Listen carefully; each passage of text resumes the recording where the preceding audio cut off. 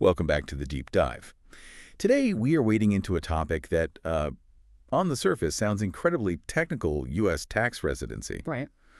But it holds some truly profound and frankly, pretty anxiety-inducing implications for really anyone who travels globally or spends a lot of time inside U.S. borders.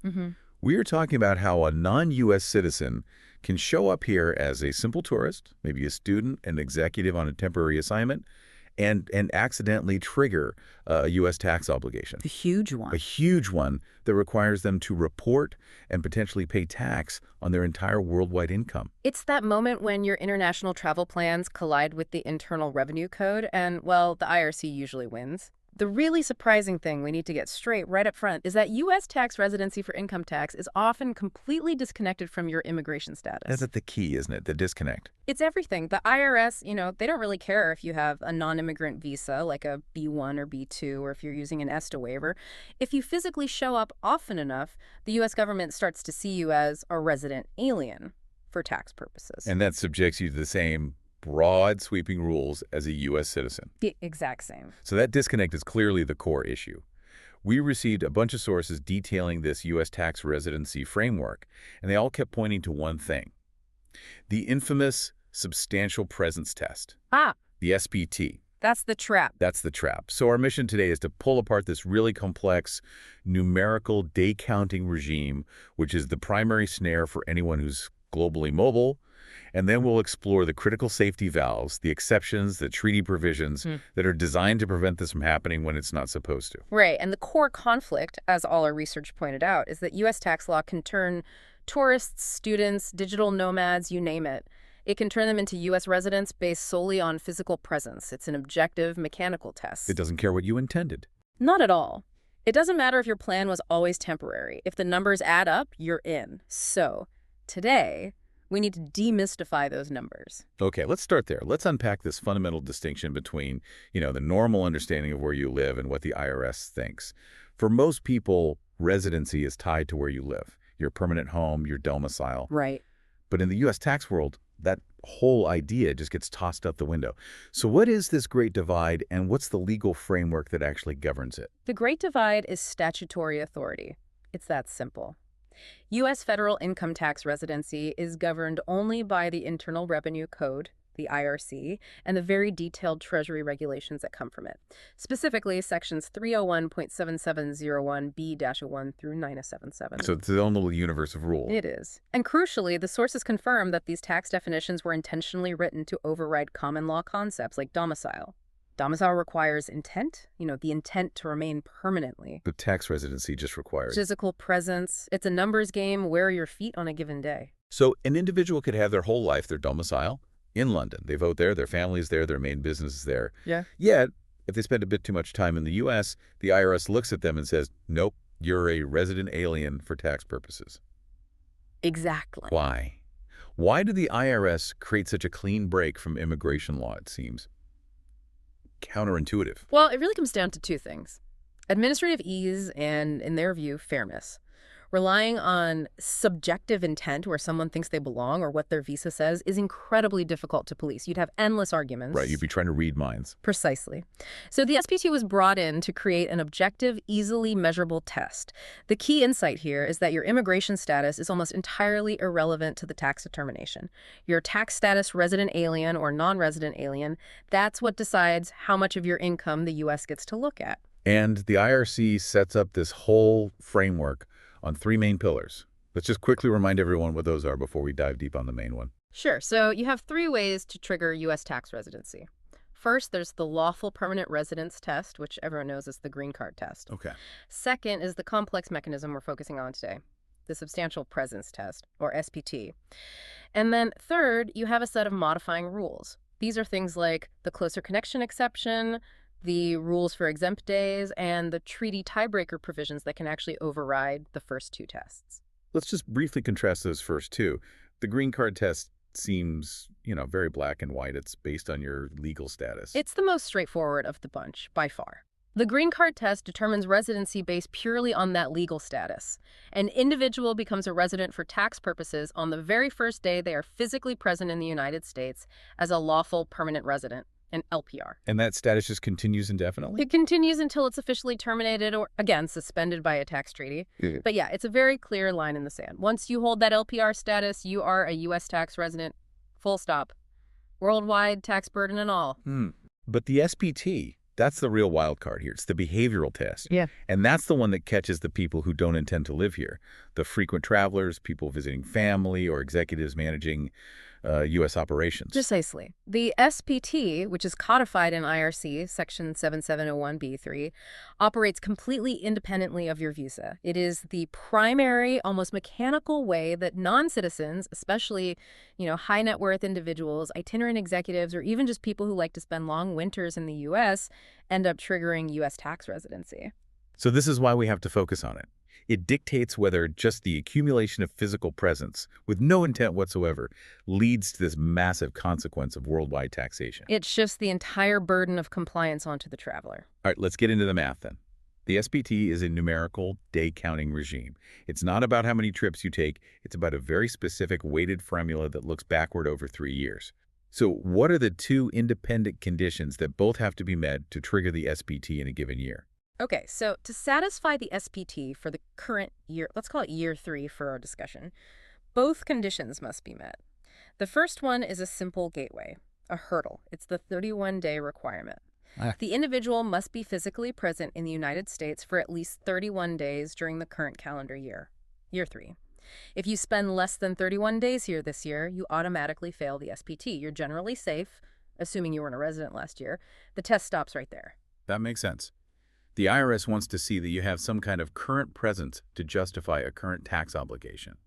So if you clear that 31-day hurdle, then you move on to the second, much more complicated condition, the 183-day weighted formula. This is where the law starts looking back in time. Exactly. This second condition requires that the sum of your weighted presence over a 3-year period, that's the current year, plus the 2 preceding years, has to equal or exceed 183 days. This is the real heart of the test, and it's designed to recognize a pattern of accumulated presence. Let's break down that weighting. What's the ratio we're using here? It's a 1 to 13 to 16 split. So you count 100% of your days of presence in the current year, year 3, all of them. Okay, 1 for 1. Then you look back at the preceding year, which is year 2, and you only count 13 of the days you were present in that year. A third. And finally, you look at the second preceding year, year 1, and you count just 16 of the days you were present in that year. That calculation is really interesting, the structure of it. Why is the current year so heavily weighted? It seems designed to make your travel decisions this year the most critical factor. That's precisely right. The heavy weighting on the current year, the 100%, ensures that if someone spends more than half the year, so 183 days or more in the U.S. this year, they are automatically a resident. Period. It doesn't matter what their past travel history was. It's an automatic trigger. But the look-back period is what catches the clever people, the people who are carefully managing their time to stay just under that 183-day annual limit each year. Let's run through a couple of examples to really lock this down, because the math is where the trap is. Perfect. Let's look at a scenario that avoids the test first. A savvy traveler. So, in year 3, the current year, they spent 110 days. At 100% weight, that's 110 days for the formula. Okay. In year 2, the preceding year, they also spent 110 days. At a 13 weight, that's 36.67, so we'll round up to 37 days. 37, yeah. And in year 1, the second preceding year, another 110 days. At 16 weight, that's 18.33, so we'll round to 18. So the total is 110 plus 37 plus 18. Which gives you 165 days. So in this case, 165 is less than the 183-day threshold. They met the 31-day rule, but they failed the weighted formula. So they are not a U.S. tax resident. Correct. And look at that. They managed to have a pretty significant presence, 330 days total over 3 years. But that weighted formula keeps them out. Now let's look at a scenario that gets caught, just to show how sensitive this look back is. Let's say the travel pattern is similar, but they spent just a little more time here in the last 2 years. Okay. So year 3 of the current year, 120 days. At 100%, that's 120. Year 2, preceding year, 140 days. At 13 weight, that's 46.67, so we count 47. 47. Oh. And year 1, second preceding year, 100 days. At 16, wait, that's 16.67, so we count 17. So now we have 120 plus 47 plus 17. That's 184 days. 184 days? Wow. So just by increasing their presence a little bit in the past 2 years, they crossed that 183-day line. They are now a U.S. tax resident for all of year 3. And this is the profound implication of that weighted formula. It captures what you could call creeping residency. If you're here for 4 months every single year, over time, the U.S. government views that pattern as substantial enough to warrant worldwide taxation, even if your annual presence never, ever hits that 6-month mark. It prevents that strategic, I'll just stay for 182 days every year and be fine mentality. Exactly. It defeats that kind of simple planning. The math itself seems straightforward enough, but the real snare, as you mentioned, is in that simple definition of a day. What does the IRS actually mean when they say you were present for a day? Because, most people think a day is a 24-hour period where you're sleeping here or doing business. And that assumption is precisely where the biggest risk lies. The Treasury Regulations Section 301.7701B1C2 is absolutely brutally uncompromising on this.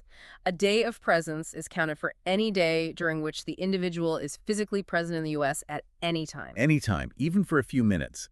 Let's explore that because the scope of this is shocking. Are we talking about airport layovers? Are we talking about being in territorial waters on a boat? Absolutely both. Think of a traveler flying from Toronto to Buenos Aires, and they have a 4-hour layover at Miami International Airport. Okay, very common. If that traveler clears U.S. customs and is physically free to enter the United States, even if they never leave the airport terminal, that counts as 1 full day of presence for the SPT calculation. 1 whole day for sitting in an airport lounge. 1 whole day, and it gets worse. It doesn't matter if they arrived at 11:55 p.m. and their connecting flight departed at 12:05 a.m. the next morning. No. That would be 2 days of presence.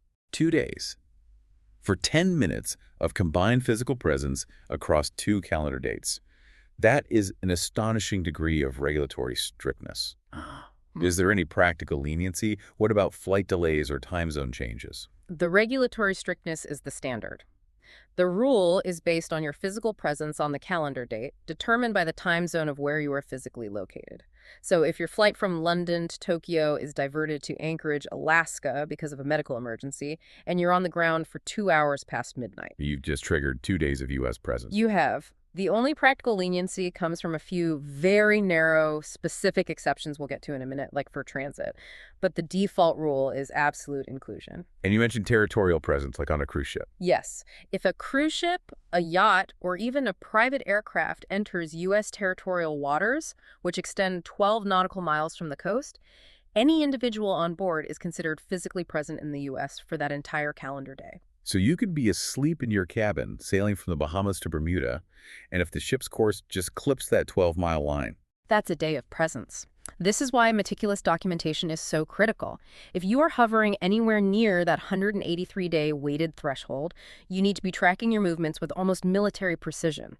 The IRS will demand granular evidence to audit your claims. So if an individual satisfies both the 31-day rule for this year and the 183-day weighted formula, and none of these exceptions apply, what is the default consequence? You said it was profound. The default consequence is transformative. It's a complete change in your financial world. The individual is treated as a resident alien for the entire calendar year. A whole year, from January 1st. From January 1st to December 31st, their worldwide income is now subject to U.S. tax scrutiny. Now, we'll talk about how the start and end dates can be adjusted with dual status rules, but the initial determination, the default, is a full-year flip, and that triggers worldwide tax liability and a mountain of reporting obligations. Okay.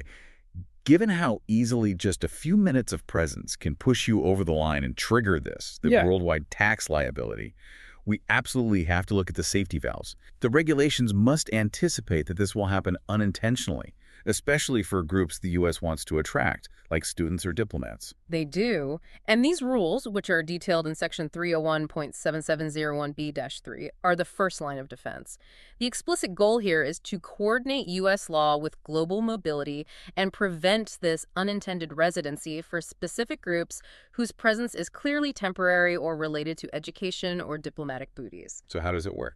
Essentially, any days spent by these individuals while they are in their exempt status are simply excluded from the SPT count. They don't go into the formula. Okay, let's list those 4 specific categories of exempt individuals. Who gets a pass? The 4 specific categories, and they're usually tied to specific non-immigrant visa types, are first, certain diplomats and foreign government employees, usually holding A or G visas. Second, teachers or trainees who are present under a J or Q visa. Third, students who are here under an F, J, M, or Q visa. So a big umbrella for academia. A very big one. And fourth, a very narrow, specific exception for professional athletes who are competing in a charitable sporting event. That seems like pretty broad protection, especially for international students and visiting academics. But our sources were clear that this status isn't forever. It's not automatic. There's some very crucial fine print about how long this exemption actually lasts. This is a critical detail, and it's a trap for many long-term students and researchers. For students on those F, J, M, or Q visas, the exempt status generally has a time cap. They are considered exempt until they have been an exempt individual for any part of 5 calendar years. Any part of 5 years. So if you're here for 1 month in each of 5 separate years. That's your 5 years. The clock is ticking. Once they hit that 6th calendar year, their days start counting towards the SPT unless they can demonstrate they have no intention of becoming a permanent resident. And for the teachers and trainees, it's even shorter, isn't it? A much tighter window. It is much more restrictive. Teachers and trainees are only exempt if they have not been an exempt individual, either as a teacher, trainee, or student, for any part of 2 of the 6 preceding calendar years. It's a look-back test.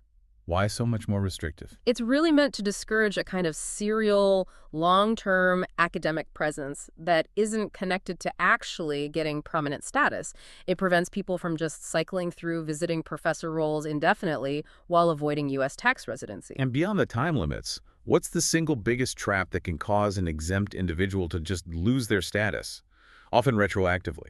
The forfeiture happens the moment they demonstrate an intent to become a lawful permanent resident. For example, if a student on an F1 visa files Form I-485, the application for adjustment of status to get a green card. The game is over. The game is over. They forfeit their exempt status. And the scary part is it can be retroactive. All those days they accumulated over the past few years while they thought they were exempt suddenly become countable for the SPT. That can instantly make them a resident alien for several past years. Wow, that is the definition of a compliance nightmare. Waking up to find out you owe 3 years of back taxes and penalties. A total nightmare. Okay, so beyond those specific visa holders, the regulations also carve out a few very narrow situations where days can be excluded. Yeah. These other excluded days. What are those practical safety nets? These are highly specific, and they're really designed to avoid penalizing people for involuntary presence or practical travel necessities. There are 3 main ones. Cool. First, days of transit. If you are physically present while just passing between 2 foreign points, like that flight from Mexico to Canada via Houston, and you're truly in transit for less than 24 hours, those days can be excluded. You can't engage in any business or pleasure activities, though. So no leaving the airport for a quick meeting. Absolutely not. Second is the medical condition exception. Days during which a medical condition that you developed while in the U.S. prevents you from leaving. This stops an unexpected medical emergency from accidentally triggering tax residency. But the condition has to arise after you get here. Yes, that's a key requirement. You have to provide a doctor's statement proving the condition arose after you entered the U.S. You can't come here for treatment and then claim the exception. And the third one? Commuters. Days for regular commuters crossing the border from Canada or Mexico for work, provided they maintain a tax home back in their home country. All right, those visa and transit exemptions are helpful, but what about the digital nomad or the senior executive who is not a student or a diplomat, but who meets that weighted 183-day threshold? They need the main administrative escape hatch, the closer connection exception. This is the critical defense for the truly globally mobile person who is not looking for permanent residency. Even if you get caught by the SPT's weighted 183-day formula, you can still avoid being a U.S. resident if you meet 2 crucial statutory preconditions. These are laid out in Section 301.7701B-2. And precondition number 1 is a hard cap on how many days you can be here this year. Yes. You must be present in the U.S. for fewer than 183 literal days in the current calendar year. This is the simple, straightforward day count, not the weighted one. If you spend 183 days or more here this year, you have failed the most basic part of the closer connection test. You cannot use this exception. You are automatically a resident. End of story. So that's the first gate you have to pass through. And precondition 2 is all about your life outside the U.S. Right. You have to maintain a tax home in a foreign country during the current year, and you must have a closer connection to that foreign country than you do to the U.S. That term tax home is really important here. People often confuse it with domicile. But what does the IRS actually define a tax home as? A tax home, for these purposes, is generally your regular or principal place of business. If you don't have a regular place of business because of the nature of your work, then your tax home is the place where you regularly live. So what about that digital nomad? The person who's constantly traveling? That's the trap. If you're constantly on the move and have no regular residence or place of business anywhere in the world, you can be deemed to have no tax home at all, and that immediately disqualifies you from using this exception. You have to prove you have a stable base outside the U.S. Okay, so once you've met those two requirements, fewer than 183 days this year, and a foreign tax home, then you have to actively prove you have a closer connection. This sounds very subjective. What kind of concrete factors does the IRS look at to decide this?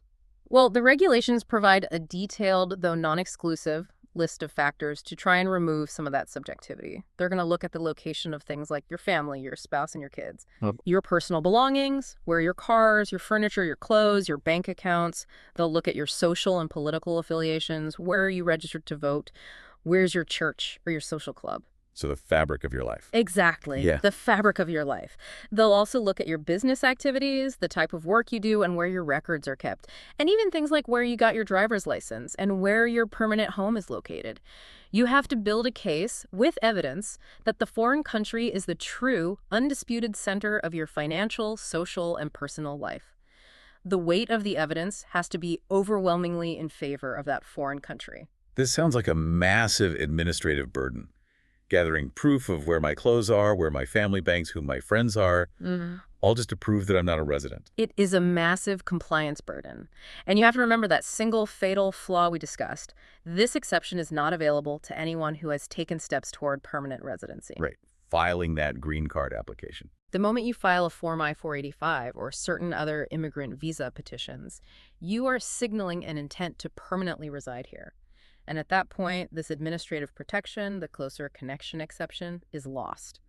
It doesn't matter how strong your ties are to the foreign country anymore. Which makes sense, statutorily. Your intent to stay overrides your behavior that's designed to look temporary. Precisely. Let's move to the ultimate safety net, then.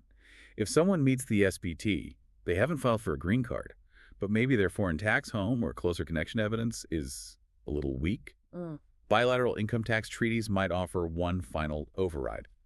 Treaties are incredibly powerful. They are legal agreements between countries that can actually override domestic law as long as you claim the benefit correctly. And in this context, the mechanism is usually called the tiebreaker residency article. How does that work? If an individual is considered a resident under U.S. domestic law, say, they met the SPT, but they are also considered a resident under the foreign country's domestic tax rules, you have a conflict. The treaty steps in to resolve that conflict, to break the tie.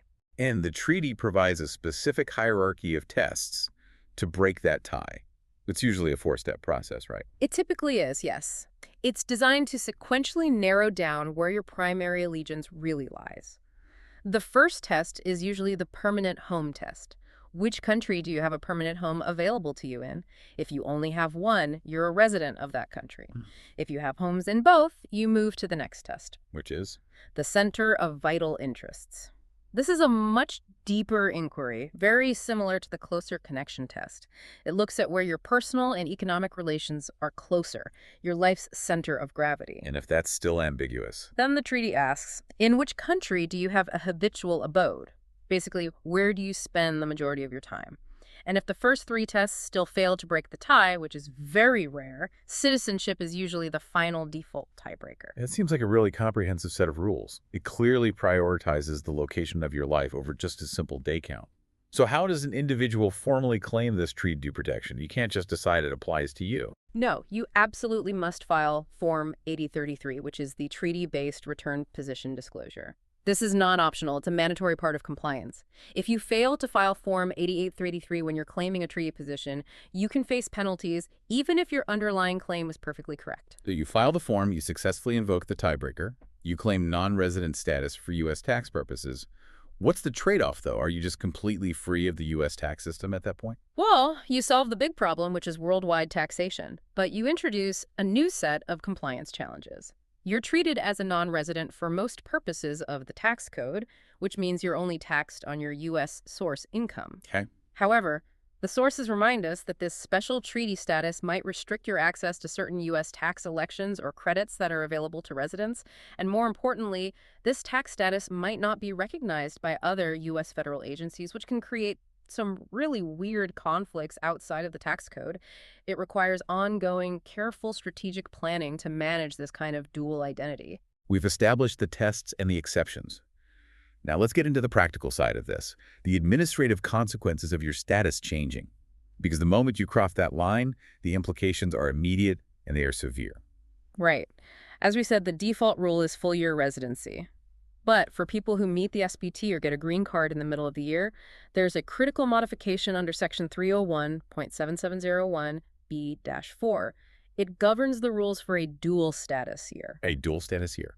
So that's a year where you are transitioning from a non-resident alien to a resident alien, or the other way around. Exactly. So if I only meet the SPT criteria in, say, September, I'm not suddenly taxed on my worldwide income all the way back to January 1st, correct? That's correct. And it's a massive relief for taxpayers who are affected by this. The residency starting date is defined as the first day that individual was physically present in the U.S. during the year they met the SPT. The first day of presence in that year. In that year. So your tax status is literally split in two for that year. Let's walk through that. Say I'm a foreign executive. In year 1, I'm here for 50 days. Year 2, 100 days. And in year 3, I'm here for 150 days. And let's say I cross the weighted 183-day threshold on July 10th of year 3. When does my U.S. residency actually begin?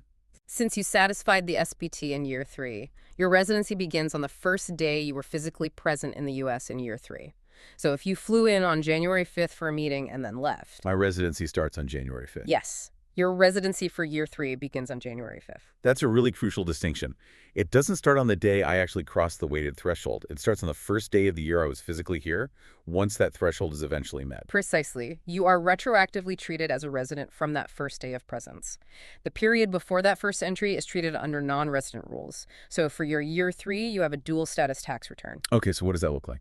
It means from January 1st to January 4th, you were a non-resident alien, and only your U.S. source income is taxed. But from January 5th to December 31st, you were a resident alien, and your worldwide income is subject to U.S. tax. And what does that mean for filing your taxes? You can't just file a standard Form 1040 for the whole year, can you? No, absolutely not. You have to file a very complex dual status return.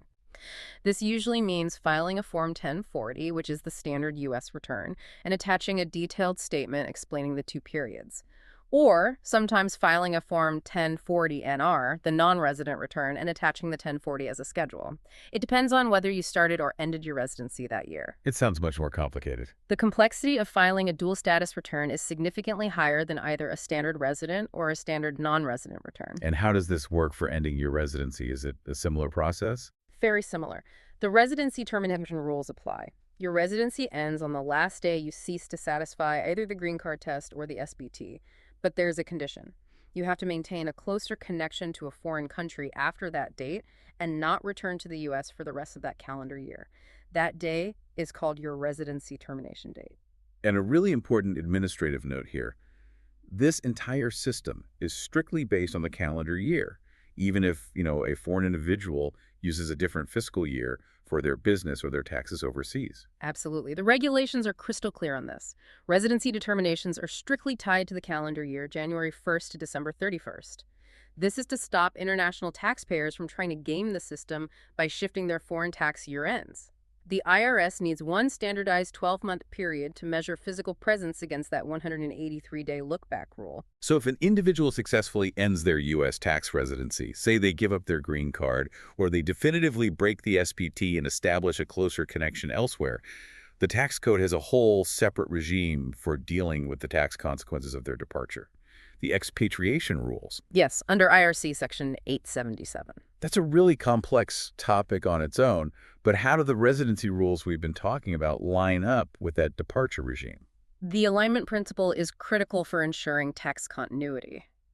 The regulations make it clear that once you relinquish a green card or otherwise definitively end your U.S. residency, the tax consequences of that departure are governed by the expatriation rules. And what is the expatriation regime trying to capture exactly? It's essentially an exit tax. If someone was a U.S. tax resident for a significant period of time, the rule is generally 8 of the last 15 years, and they meet certain high net worth or tax liability thresholds when they leave, they are considered to have expatriated. And what happens then? They can be subject to a mark-to-market tax on their worldwide assets, as if they sold everything they owned on the day before they left.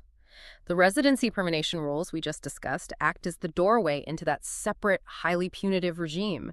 It's designed to stop wealthy individuals from building up a fortune tax-deferred in the U.S. and then just leaving to avoid U.S. tax on all that accumulated value. Let's bring this all home. Why does all this complex, mind-numbing day counting really matter to the global traveler? We promised scary implications in the intro. So what is the single most profound consequence of satisfying the SPT and then failing to qualify for an exception? The consequence is seismic, and it's usually completely unexpected.